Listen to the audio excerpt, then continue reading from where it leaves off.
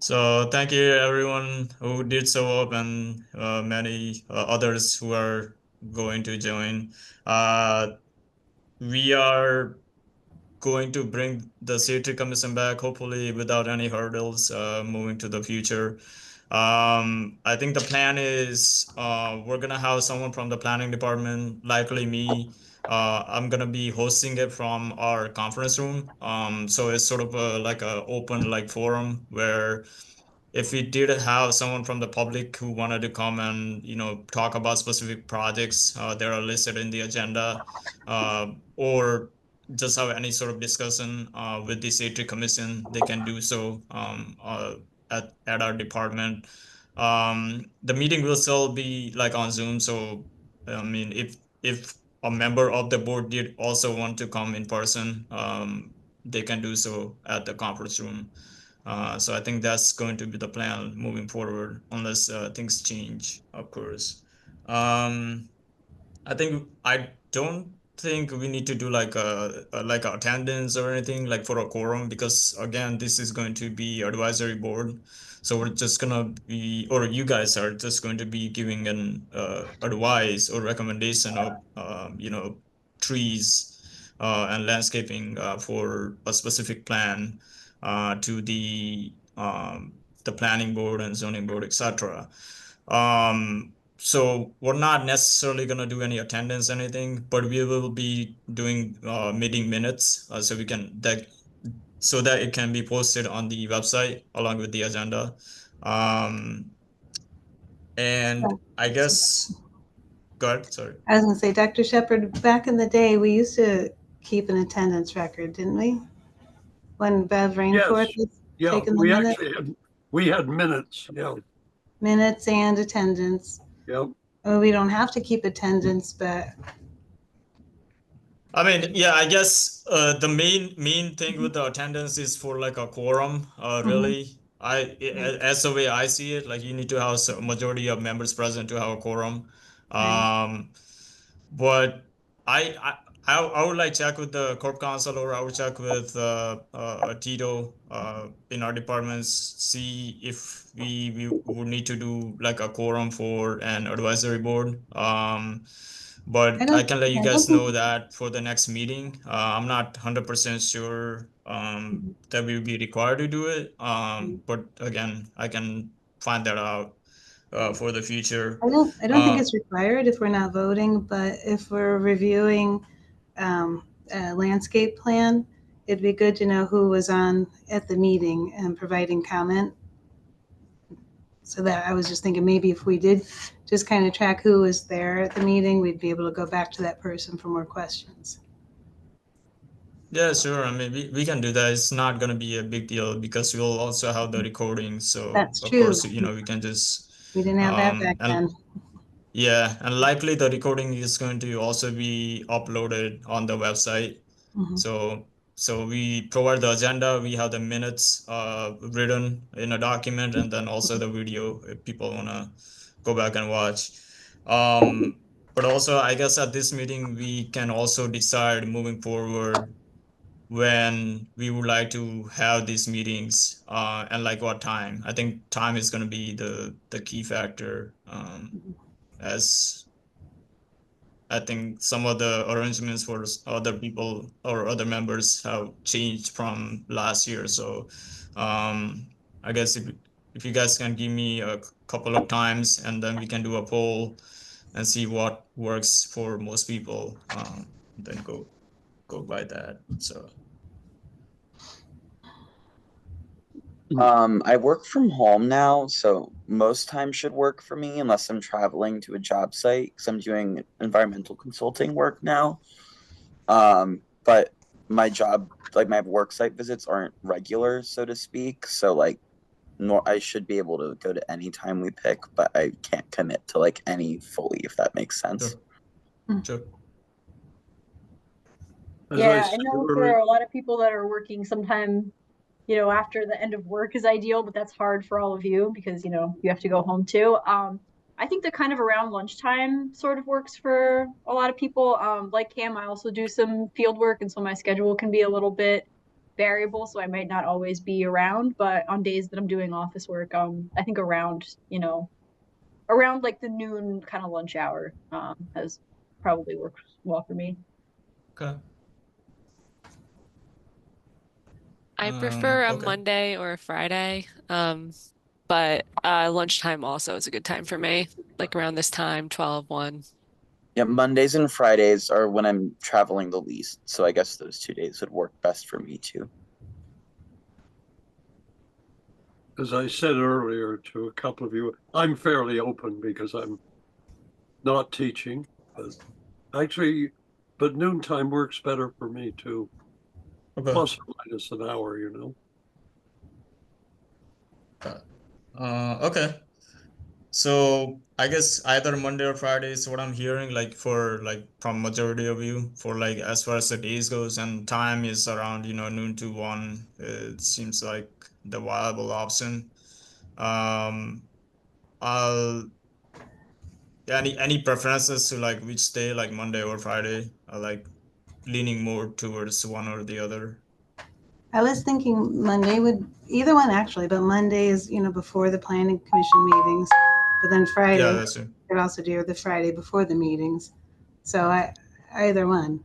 I mean, I guess it also depends on like which Monday and which Friday of the week, because then we can also do that. The planning commission meets the first Tuesday of every month. Right? So if we did like maybe like the third week, that would give us, or that would give me like a week of time if we had like any advice for a specific project, to forward that to the commission, so they have about a week to review before they make their own decision, and do like recommendation to the applicant, etc. So I think so. Monday or Friday. I mean, I didn't hear one way or the other, but it's really up to you guys. Doesn't Third really. week of the month, is that what you're thinking, Sherlin? Yeah, ideally third week. I think that we. It works. I think a Monday is good because maybe you hadn't said this, but then if you do send any notes to the board, then they don't have, you're not sending it on a Friday for them to maybe read over the weekend or lose it. The Monday gives people time to read what the recommendations are. Okay. I'd lean toward Monday too. Too many people want meetings on Friday. Yeah, Monday's good for me. Right. All right. So now that we have that set, yes, I'll. So according to So your schedule, Shaylin, would that mean that the last Monday of the month would be best for you? So 1 week before you're planning or whatever. Third, I mean, yeah, I guess we could do like last Monday or the third week, I guess, whichever really. Um, I just like don't wanna, I guess, do in line with the planning commission, because then it's kind of tough. It's like it either gives them. I think last year when we did have a couple of meetings, we did it like in line with the planning commission, and it kind of didn't work out because then I had to like rush to update the staff report or get them the information from the city commission, and they didn't really have a good amount of time to review the comments and sort of make Hmm. suggestions. So if I had at least a couple of days, I mean, I'm not saying like a week, but a week would be nice. I mean, so either we do a third week of the month or the last week. So it I doesn't. agree having the week works for me. Whatever makes it easier on your end is fine for us. The specific like Monday of the month doesn't really matter to me. So if you want to give yourself that week to be able to organize everything, it's totally fine with me. Okay. Yeah, agreed. All right.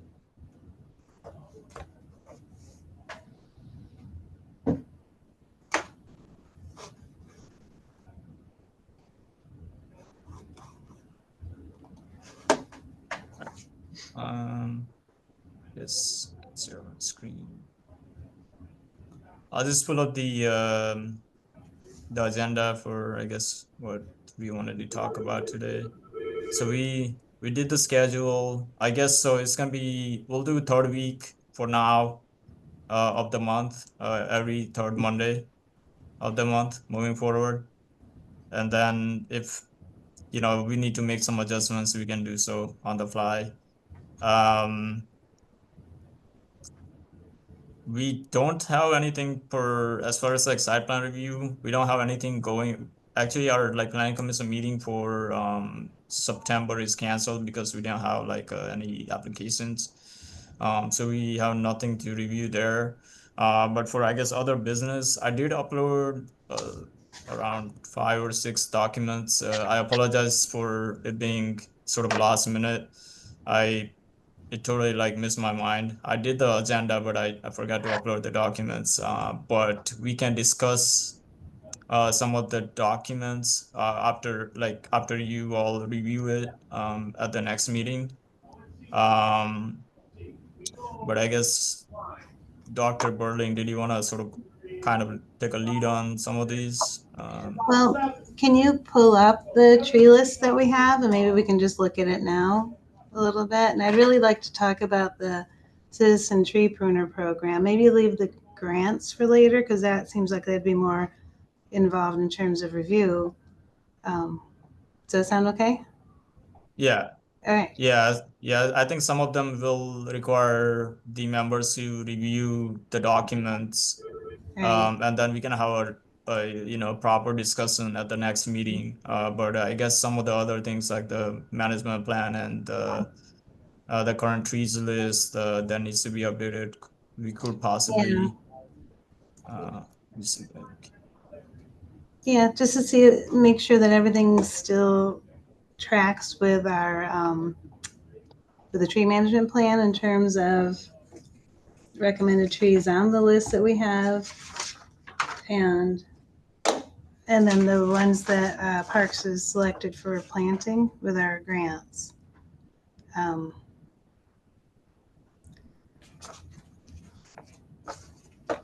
So I do have one comment on the, oh, here it's pulled up now, on the tree list, just kind of at a glance.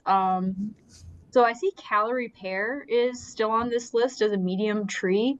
In a lot of places, calorie pear is considered invasive and has kind of spread into more rural areas. And so I would be in favor of removing that from the list. I agree. I agree. Okay. Sorry, which one was that you were talking? Calorie pear or Bradford pear, they're sometimes Oh, called. yeah, right. They also are really weak wood and typically don't survive our late winter ice storms that well. They're notorious for bringing down power lines if they get big enough. Yep.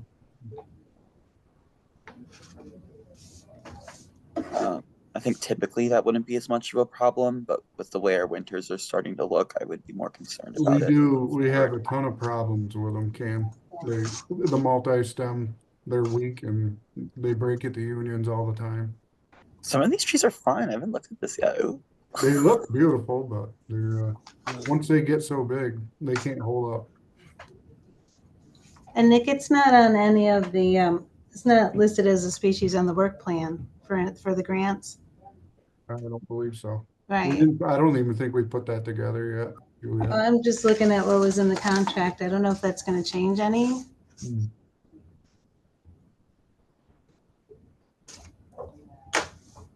Any suggestions for maybe adding a tree to the list? Are we saying it under medium, like in lieu of the calorie pear? I mean, just any, I Or in guess general? not necessarily that one, but like just overall list. Shaylin, I would like to bring it up again at our next meeting just to, I need to look through this a little bit and Okay. see. I know most of these things and I don't see any major problems, but I'd just like to pick it up again next time after thinking about it a bit. Yeah, my Sure. preference is like always going to be for natives as well. I'm not opposed to planting non-natives that don't have much invasive potential, but I don't know. That's just the me thing, I guess. The ecologist in me is always going to want natives. But some of the non-natives are quite gorgeous. Like the Japanese lilac trees. I have a couple of those on my street, and I love those a lot. So Well, I think it'd be great if we added a native category to this, a native species as a preference.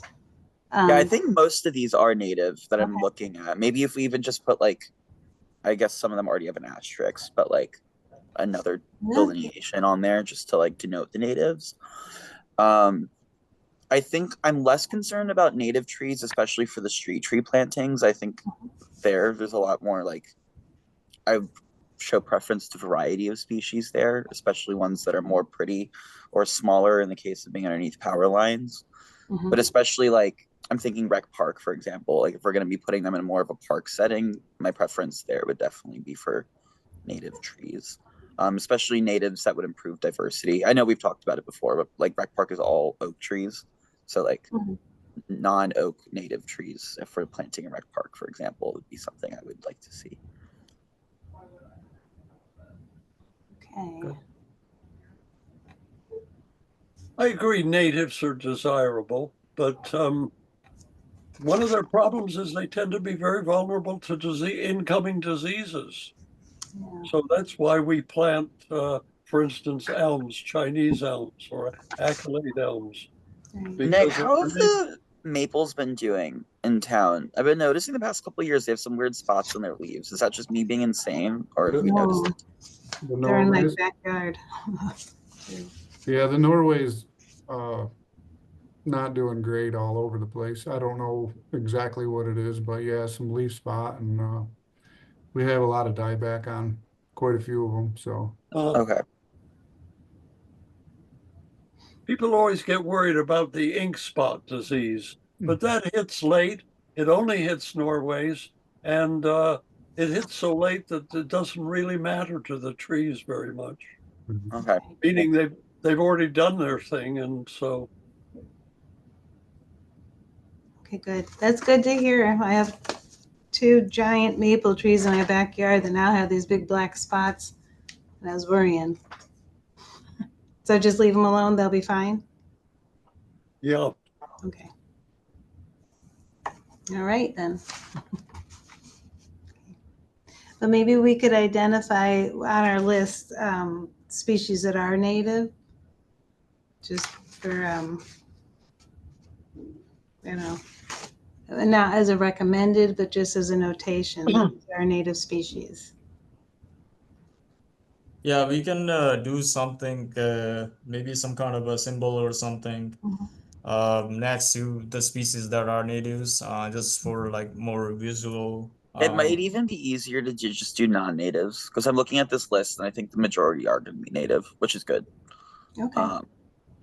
If this is helpful, I also, so for work, we maintain like a plant database that we use for our restoration projects, and we give things a ranking based on their climate change adaptability scores.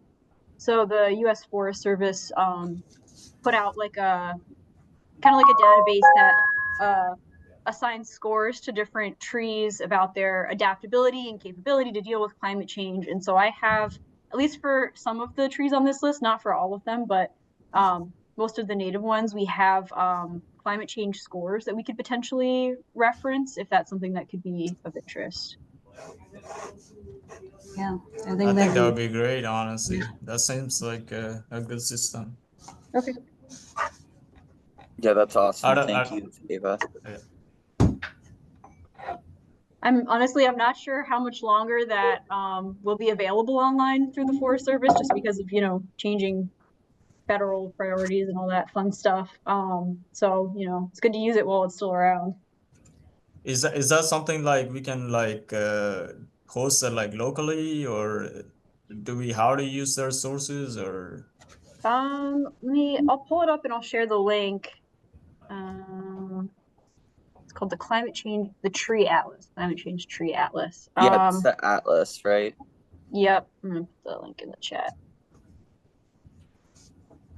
So it might be something like we could pull off all of the tree profiles for the trees that are currently on this list, and then put them on like a website or something that's available for citizens to kind of look up. But there's a lot of really good information on this website right now. There's a PDF for New York. I can download it and I'll send it out to everyone. Yep. They also have urban areas, so I haven't looked too closely at that, but they might specifically have I'll Binghamton. grab that one too. Ava, Oh, this is they a don't. really I think awesome Binghamton's a little resource. too small. This is awesome, Ava. What the hell? Yeah, it's I'm really looking at it fun. now, too. Okay, for urban areas, it actually quite literally is by city. So after the meeting, I'll go and find the city closest to us if Binghamton specifically isn't on it, but I'll send that one as well. Yeah. Binghamton's not, but I don't know, maybe Scranton potentially. I don't know if it's much bigger. But... Yeah, I'll probably go with Scranton or Syracuse. Yeah. I've always said Binghamton feels more like a Pennsylvania city anyway, so Scranton makes sense. Okay, yep, they have Scranton. So this is just tree species. I think it's 125, did it say on the front page? Yeah, 125 species in the east. So it doesn't include everything, but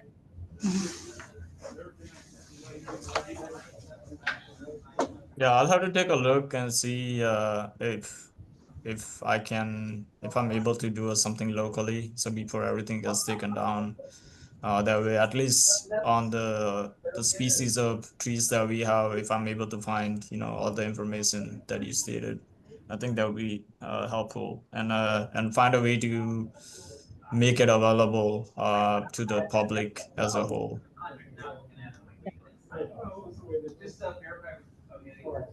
We do actually have our own homegrown list, which we developed a number of years ago. We might just consult that and see how that. I think most of those are on here, but Yeah. Is that list like would you be able to send that to me so I can like cross-reference it? And yeah, sure. I can send it to you. I've got it somewhere. okay. I'd also say that with climate change, we can look at some warmer area species too. Some of these are like redbud, lovely, but it's actually a little bit south of us. there's actually something else they have in the atlas too. They have some listed that the range is expected to increase under different warming scenarios up here. So they have some new species not currently in our range that they're kind of projecting will have some kind of suitable habitat in the future. Good. Yeah, it should be pretty interesting. It's an older statistic. I don't know if it's still accurate, but by the end of this century, they're expecting us to be oak dominated instead of maple dominated and have everything creep north, which would be pretty cool. Well, not cool, but I don't know. I'm trying to find the silver lining here.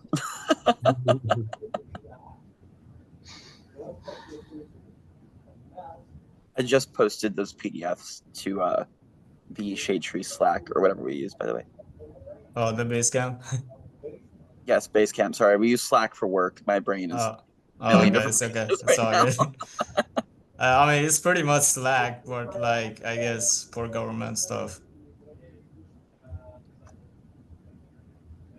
Okay, awesome.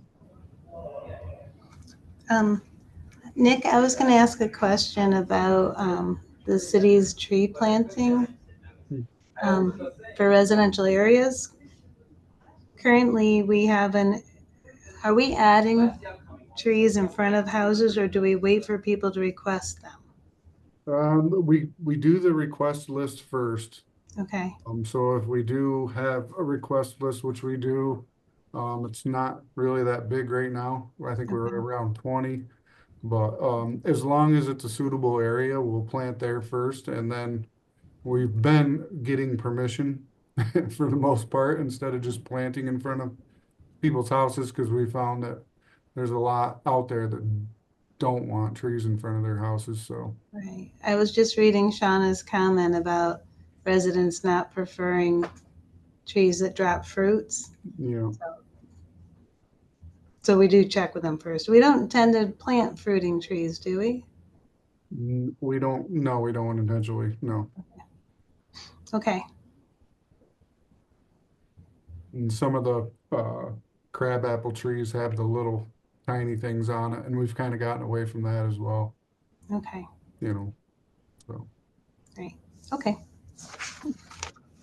Okay, so if nobody else has any current, I guess, additions or removal from the trees list, we can pick it up next meeting, as Dr. Safford requested. We will move on to the citizen tree pruner program, and sort of bringing it back to life. See if I can. Dr. Shepherd, I can't remember when we last had a citizen pruner active program. Do you remember? I know it was before COVID. Yeah, it was something like 15 years ago. No, we had at least one or two while I was here. I've only been here 10 years, but Okay. yeah. This was just a document. I get obviously, you know, the date is wrong. But we could do something similar again. I don't know what the timeline would be for that. Dr. Burling and maybe Nick can chime in for this. But what is your thoughts on doing something like this to sort of fire up the workshop again? Well, when is the best time to prune street trees? Because we just focus on street trees. We don't go in. I don't think we ever went into parks or wooded areas like that. We just trees in the medians and sidewalks. Is that right, Dr. Shepherd? Yeah. Okay. So when would be the best time? Fall, spring? I guess spring. That's a good time to prune? Yeah. Okay. I think generally, yeah, like very early spring, late winters is kind of a good time. It's before they start getting really active. But the new growth will kind of like heal over some of the wounds. So I think that's when it's generally recommended. Early spring, late winter. It's Okay. kind of a good idea to do it before they completely leaf out, because then you can, of course, see more. Mhm. Okay. So that will help in terms of scheduling a workshop, Nick. So maybe we could plan something for like end of the year, maybe beginning of the new year. Yeah. I think it would make sense to maybe reach out to some local organizations to disperse within their networks. Like the Naturalist Club of Broome County comes to mind. The Waterman Center, CC Broome may even be good at it. I don't think Linda was able to make the meeting today, but I'm no longer working with them, so I guess she would be a good person to ask. But their Envi Education hasn't been incredibly active since the spring, so I don't know what their relationship would want to be with this. But I know a lot of the older folks, especially in the Naturalist Club, are always looking for ways to get involved with like local efforts. And I think this would be a really great way to do that, and also be a good way for us to like broaden our reach, so to speak, with getting volunteers. That sounds Awesome. great. Yeah. Yeah. And I think if I recall, we posted information about, joining the tree pruning workshops and becoming part of the program. And we had a number of just citizens wanting to get out and do stuff. So, but we never, last one we had, we did not have a lot of people come to it. So it'd be great to have these clubs involved to help, get the information out and join us as well. And I don't mind at all going to one of the meetings or something, just to give a little elevator pitch, so to speak, about it, so people know what's going on and they can talk with one of us directly. Sounds in the good. summer, it's tough with me with travel, but sometime this winter, I could definitely get to one of the Naturalist Club meetings to talk about it if we would like to. Okay, that sounds good. Let's see. I'm trying to remember what we were providing Nick shirts from the Parks Department, bright yellow, whatever. Do you guys still wear those bright yellow ones? Yeah. Well, we used orange ones now, so, Okay. yeah. So I remember at one point there was concern about, people questioning, why are you here? Why are you trimming that tree in front of my house? And if they didn't look like they were from like a unified organization, like the city or university or something, that they were like a little skeptical. So do you think that's something, do you have the budget for that? Yeah, I think we could pull something like that off. Okay. Nick, does the I think it makes sense. does the garage have like high vis vests with the city logo on it that people could just borrow? We don't that, have like- them with the city logo on it, but we do have high vis vests. Okay, if that's more cost effective, so it's like we don't have to provide a t-shirt that everyone keeps. Maybe it's Yeah. more like a loaned out vest situation. That could be something to consider. I don't know Yeah, if the but- logo is super important. Maybe the high vis vest is enough for people to make the connection. Oh, you're supposed to be here, but Right. I think And if you we can put just those like over jackets, right? yeah, have like a Mhm. vest, but like just simple as like a hat. I think with like a logo or something like that identifies that you're, doing something with the city, or you're not just barging onto uh property or whatever the case may be. So Yeah. So I had a question about this as well. Who would be like leading or teaching this course? We would. It was the Shade Tree Commission that ran it, and can't remember who actually did the training. Was it Dr. Andrus? Yeah, Yeah, actually, it was Josh Demery, who That's is the greenhouse manager at BU. right. And he's a very good pruner, but he could be asked.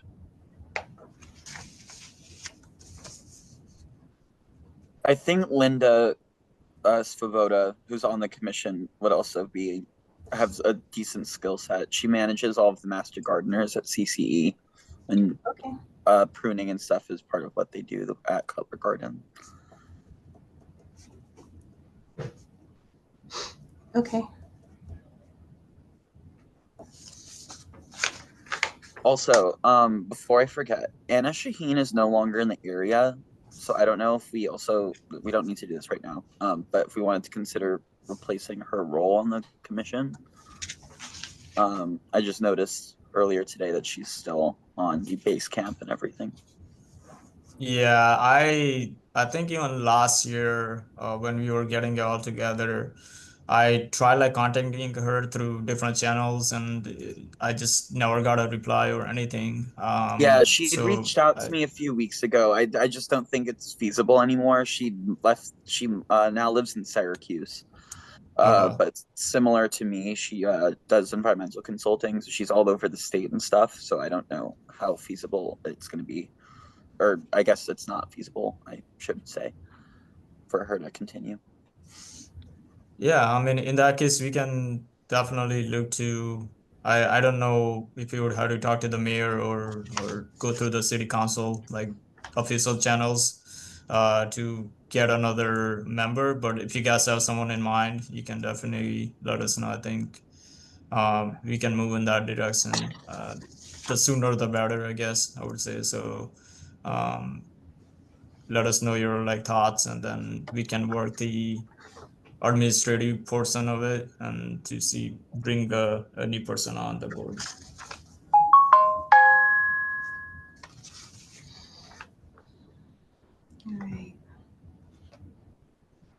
All right. So this was the FAQ for the pruner program. So if there is something missing that you would like to be added or something else removed, please let us know, and we'll look to make it happen to update it. Okay. Well, I was reading through this. We would be asking for a time commitment of 3 hours per month, so that the pruning would occur monthly. Does that sound right? I think if we're just focusing on spring, it would be better to almost do like a pruning day or maybe pruning days during the month of March. Okay. And just advertise it that way. I think we'd also get more volunteers to come out if it's only Yeah, like 1 or 2 days a year. Right. But then we would have to offer trainings. In my mind, it would be like at least 2 training sessions so people have options. Probably sometime in February. So then early March, we can start pruning, because I think by the end of March, beginning of April, trees will start at least putting out buds more actively than they would be in early March, late February. Because typically right around April is when we start getting a lot of our trees leafing out. But in the urban parts of the city, it might be a little bit earlier, just because the city tends to stay a bit warmer. All right.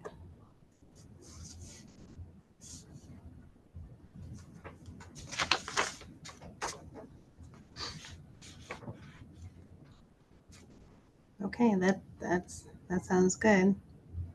And it looks like we held the training at the Broome County Library in the Decker Room. Yeah. I'm sure we can do that again. All right. Nick, when does yard waste pickup begin? Do you remember? It's on Mondays. Yeah, but it's after March. What month does it start?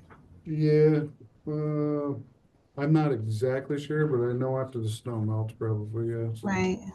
So we would just have to coordinate with DPW for the days that we're doing the pruning, that, and we'll give them a map so they'll know to go and hit those spots and pick up yard waste. Right. And if it's designated to a specific area, we could also help out with that, picking up and whatnot too, so. Okay, because that could be a concern with residents, is that the material just stayed in front of their houses for, a while, so. Okay. All right.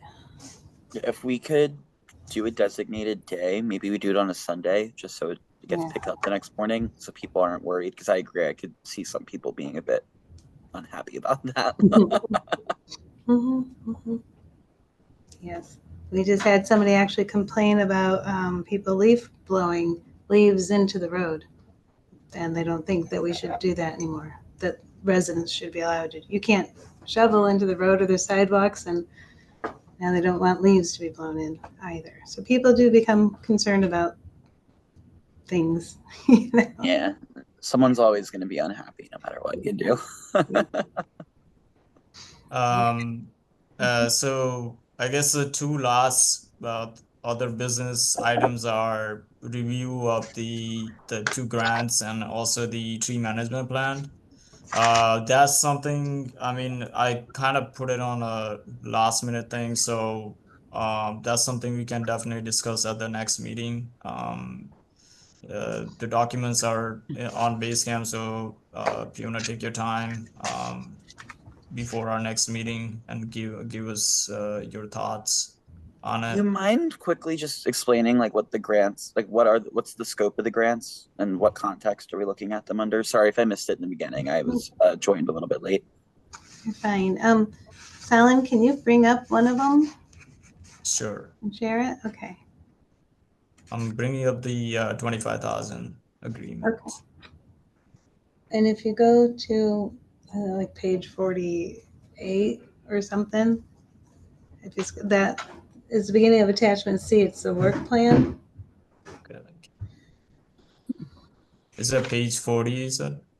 It was 45-ish, somewhere around there. I don't remember. It says page. Had a start date in last year. Is that effective? I mean, is it ongoing? Yeah, it goes through March of 2027, I believe. Yeah. Oh, these are grants you were already awarded. Okay. Yeah. Sorry, I understand what's going on now. Okay. I had to catch up a little bit. But it takes easily a year to actually get the contract for the grant after they've awarded it.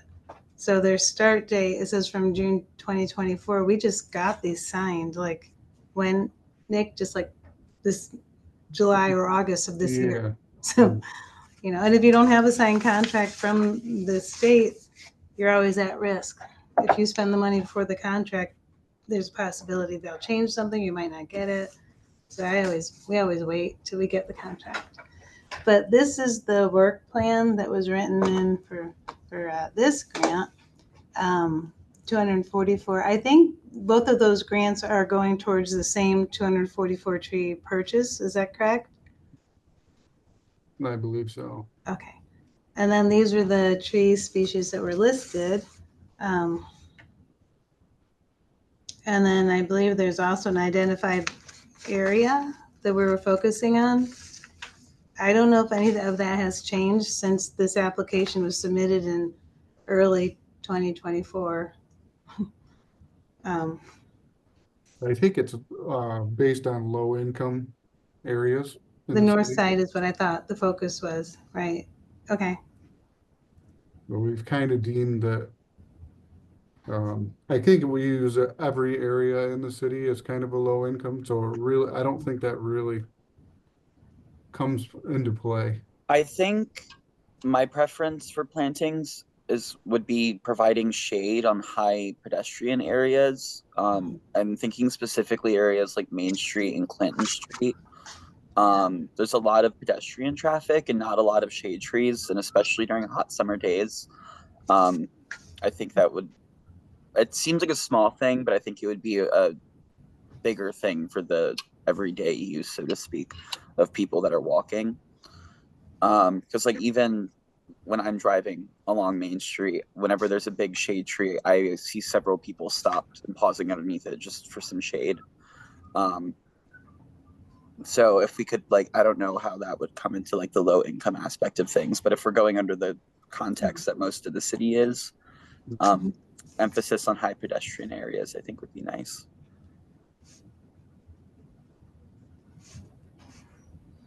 Okay. Both of those streets are going to be under construction for quite a while as well. So that'll come into play. Ooh. I was trying to think of, is there a tree on Main Street?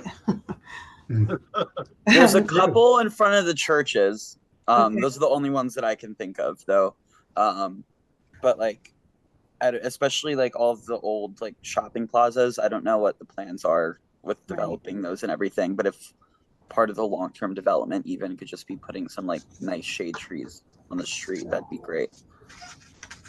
I guess I'll pull up the 33,000 one as well. Yeah. And then don't know if it's the same page. I thought the city had a sort of budget for planting trees every year. Were these for the grant in addition to that, or? Correct. We typically do 20,000 a year. We didn't ask for it in this upcoming budget because we have this $58,033, so we didn't have to ask for it this year. But it's usually an annual thing, yeah, for our tree planting. I see. Well, fine, good. Yeah. So we'll have plenty of money for the next couple of years. Yeah. This is the 33,000 grant. I think is sort of connected with the other grant, and the 244 trees. Okay. So are they kind of separated, like one is for materials acquisition and then one is for like staff time doing planning and planting and that kind of stuff? Or... The budget's listed up there too. Yeah, I think it's in B. I don't remember. I think it's all just for acquisition. We don't normally really put anything in for staff time. Yeah, I mean, there is like There a you go. expenditure-based budget, like a item or a table thing in the grant, and it Yeah, says tree purchase is $25,000 or grant funds for 25. Right. It is in section B. Yeah, so there's like different lines for different. Right. By the way, looking at the Davy Tree Management Plan, there's a couple numbers that we might keep in mind. One is that they said that an average replacement should be around 215 every year to take care of, trees that die or whatever. And the other number that I think is worth remembering is that there's about a 65% what they call stocking rate. And we could try to move towards a higher stocking rate. That would mean more than 215 a year. But anyway, that's just some numbers to keep in mind.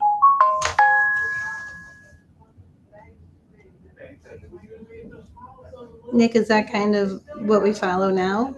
Yeah, I mean, we were doing in the past years, we've done up to roughly, I want to say like 300-ish trees in a year. We've downsized. We've cut that number back significantly. We're planting probably 100, 125 trees a year in the past few years. Definitely like to get the numbers up. It's just a matter of, getting it done. So And we do all that in-house, right? we You do guys it all that? in-house, yeah. Yeah.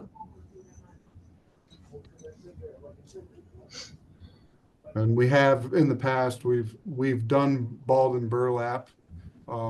They're obviously heavy, a little more work. So the bare root seem to go a lot quicker, but there's a higher mortality rate too. So we do lose a lot more.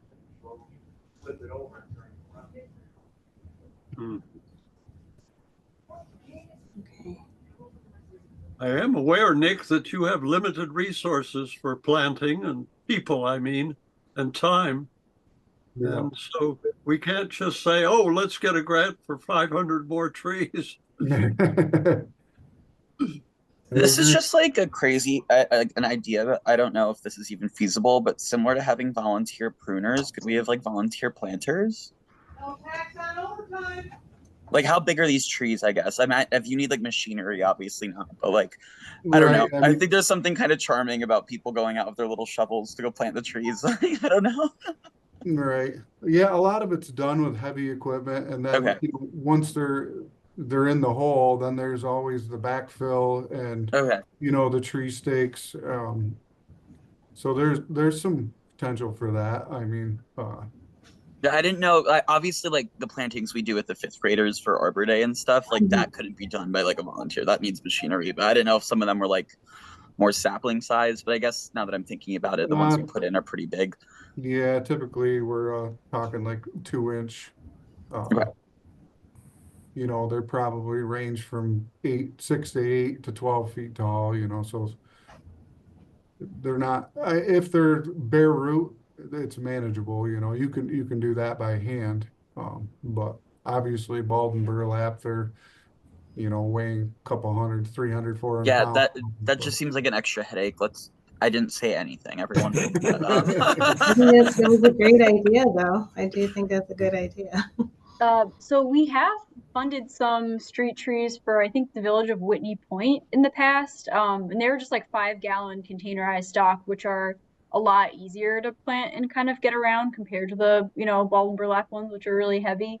I don't know, our funding for getting that like larger stock for urban plantings always is kind of fluctuating. But that is something that in the future, I feel like since City of Binghamton's like in the watershed, that we could always try to work together to get a little bit smaller, maybe somewhere kind of in the middle if we want to do volunteer planting. But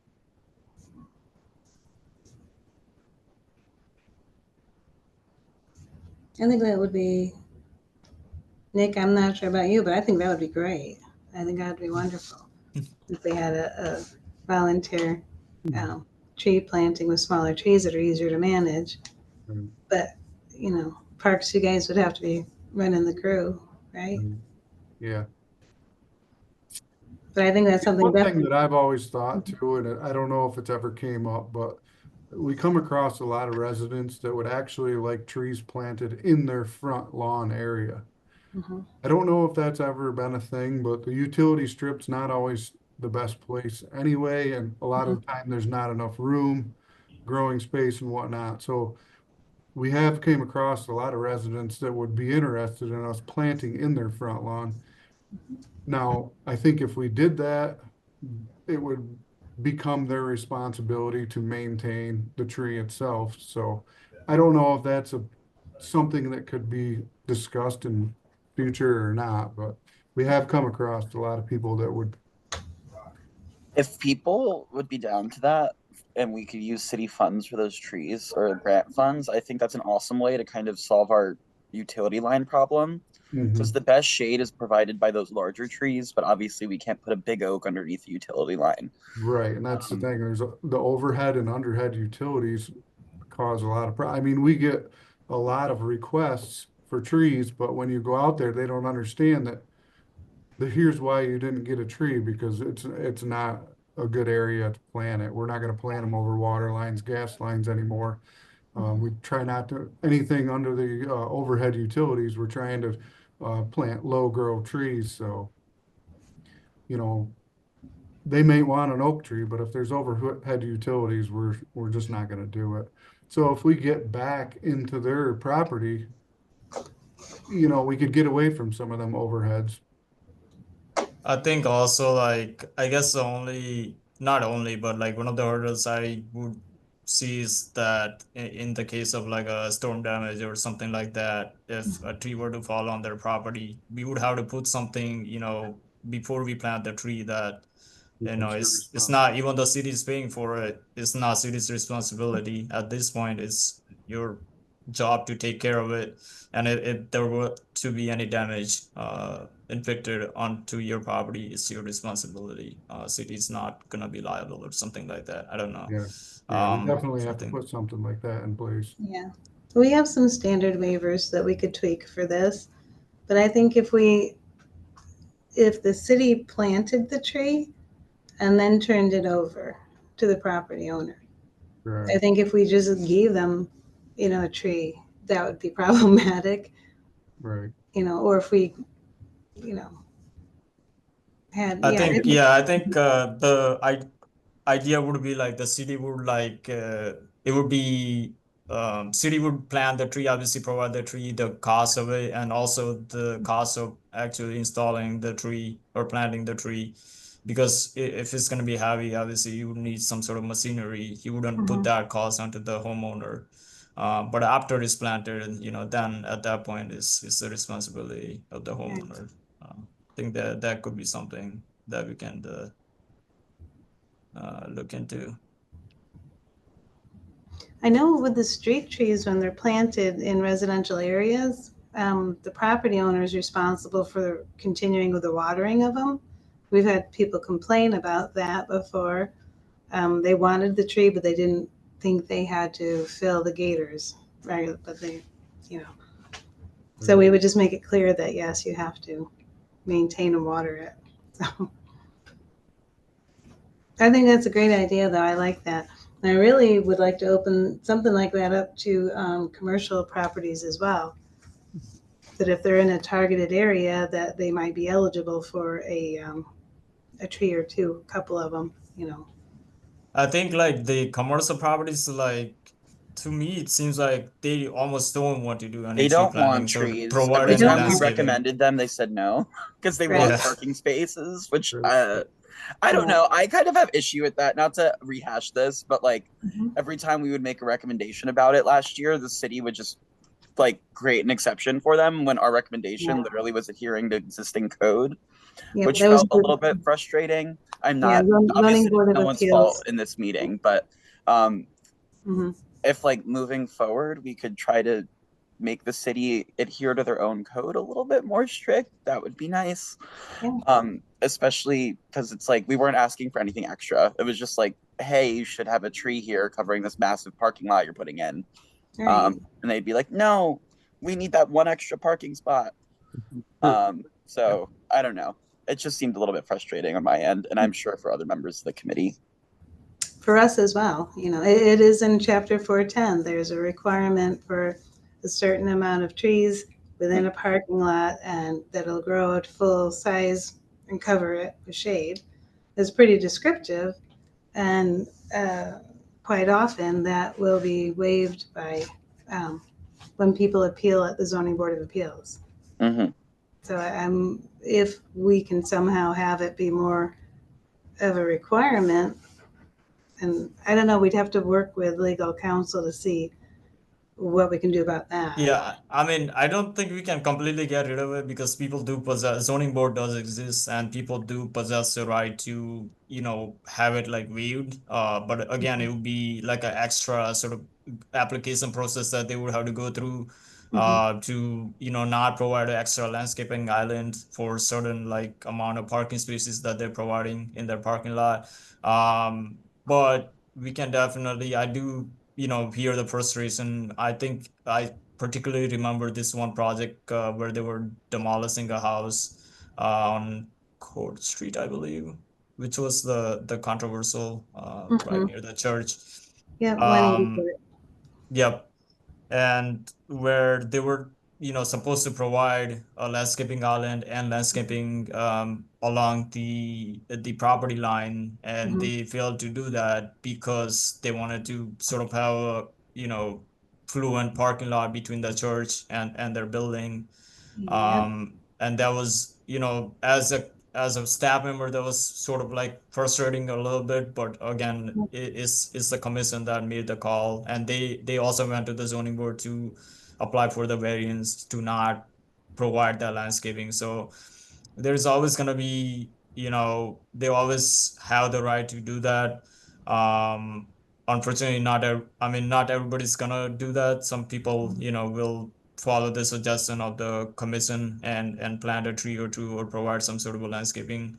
Now every time it's not gonna be a tree, it's gonna be, I think commercial properties in general are looking for something that requires very low maintenance, so they know how to, accrue extra costs or just, I don't know, whatever it is, that they don't want to, put a tree and just put like a shrub or something that's Yeah, again like low their maintenance. right to appeal, it's totally fine. I guess my frustration from this lies with the zoning board because it just seems like it's not an exception. It just seems like part of the process. It's like, oh yeah, the city has this requirement, but we don't have to listen to it because the zoning board's obviously just going to say we don't have to.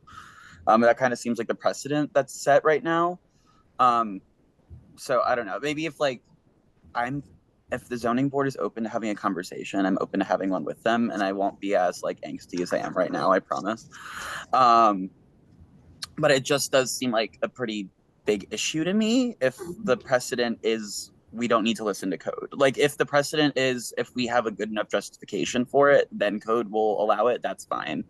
But from my experience and chatting with other folks that were on previous commissions, it's kind of just like common knowledge by developers in the city that you don't have to listen to it. And that is what I guess I have issue with here. Also, we're at 2:10. I have to get going soon in like 5 minutes. I think we're just Alan, about wrapping up. can I ask you a question? What is there in the shade tree provision part of chapter 410 for parking lots? Is there a minimum amount of landscape required? I Or don't know does- what the It's exact not. verbiage is, but the way that I interpreted it, it seemed like there needed to be a tree, or maybe it was a recommended if there was this much Right. open space, there needed to be a tree. But I Because that's remember like something- we were just recommending adhering to code. Like it wasn't anything extra that we'd be asking for. Well, we could. I think there's a look at tree it. requirement for every 30 feet, I believe. Shauna just said one tree for every 20 feet or something. Right. Actually, there's an ordinance that says about parking lots anyway, that says that if you go beyond a certain number, you have to begin to create tree islands. And I forget what the number is, 12 or 20, something like that. But it is a city ordinance. Right. And if we set a minimum requirement similar to providing number of parking spaces, then ZBA can only waive it to that minimum. They Yeah. can't just waive all of it. Right, Shalin? Yep. Yeah, I Yeah. mean, So that's what I it's just not wanted to double specifically check. tied to the shade tree commission per se, but it's Mhm. landscape requirements in the zoning code. Right, Exactly. Yeah. right. So yeah, the trees is every 30 feet of the frontage. A tree needs to be planted for a project. And then the landscape island requirements is if a parking lot is going to be 20 or more parking spaces, it needs to have landscape islands. Right. So And the landscape island would be a standard 9 by 18 space, just like a parking space, and it would have to be placed every 10 parking spaces within a parking lot. So But are those recommendations or is that a minimum? Does it say this? that's like the requirement for the Okay. code. It's not a recommendation. Well, maybe we can come up with a minimum, and then like a What do you minimum, mean like by? uh, a minimum landscaping of 20%, including this many trees or something like that, just so that there's a base that remains and isn't just waived in full. But that's something would take a little more review and Yeah, that would require more review, but also we would have to talk with the corp counsel to see the right. legality of if we can do that. I mean, it We seems have valuable minimum to me, yes, requirements. sure. But like again, I'm just me, and also I don't get to make the final decision Sure. like that. So, But if that's um, something that the Shade Tree Commission is interested in, we can look into creating a minimum requirement and just put it in the bulk table, saying this is how tall your buildings can be, this is how many parking spaces you need, this is your percentage of tree landscaping requirements. Because I know that there's an open space requirement. You can't pave your entire lot. So I think in residential, isn't it 30%? it depends on the district. So the Right. R1, the one unit dwelling, it got I think bumped up from 30 to 40, I believe, Okay. and then the R2, all of them got 10% increase. So, Okay. unfortunately, I think in R3 district, a lot with the student housing, now these landlords are converting their backyards into parking lots to meet the needs for parking requirements. Right. And I've gotten a couple of calls from local residents, complaining about that because they are removing trees and, Right. getting rid of lawn to Yeah, convert it I into parking. think just like, sorry to keep beating a dead horse, so to speak. This is the Yeah. last thing I'll say about it in this meeting. It's something that not only us are feeling passionate about, it's the residents as Yeah. well. And if it's the commercial Absolutely. developers that are being the annoying ones in this instance, I don't really care about their opinions. I am totally fine opening a conversation and being a thorn in their butt, so to speak. Like when we're considering building sustainable communities for the future, which is a big goal of mine, being the chair of this commission, tree plantings is one of the easiest ways to do that, especially in urban areas. And if we're asking for it and the community is asking for it, I'm more than happy to open that conversation to introduce minimums. Anything that you need from us, please feel free to reach out. I am more than happy to be as collaborative as I can be and provide what assistance I can. Because I don't know, I feel like we don't have a great depth of reach as a advisory board, but this is one thing that we probably could have an important impact on, and I would like to pursue it if possible. Okay. Yeah, definitely. Let us we'll start a conversation with the corp counsel. We'll try to keep you in the loop as well. And if we need to, sort of invite anyone who's willing to come on and have a Yeah, if anyone conversation else on the started. committee wants to come, feel free. If we want to open comment for community members, because I know a lot of people that have issue with the way that some of that has been going on. Let me know. I'm happy to provide whatever assistance I can. And I want to work with you guys on this. I'm not trying to be a pain in the ass here, I promise. We want this too. Okay, cool. Like Because the whatever you zoning need board of from us, appeals I'm more than and happy to help with you guys. So let me know. like planning commission and ZBA, they're independent. Mhm. We give them, Shallon gives them all the information, the staff reports, and we make staff recommendations, and then they vote. They Okay, vote well, I independently. appreciate, So as a whatever board, we piece we can appreciate your get. willingness to help with this. So thank Oh, you. yeah. I wanted to make And that clear too. yeah, I mean, planning commission definitely is like, I think they do try to take the recommendations. So like, I think couple of projects last year, that I did, tell them that, city commission recommended this, and I also forwarded those recommendations straight to the applicant, and, some of the applicants were willing to, accommodate one way or another. So I think planning commission, sort of sees the recommendation, and they understand, the need for the landscaping side of things. Mhm.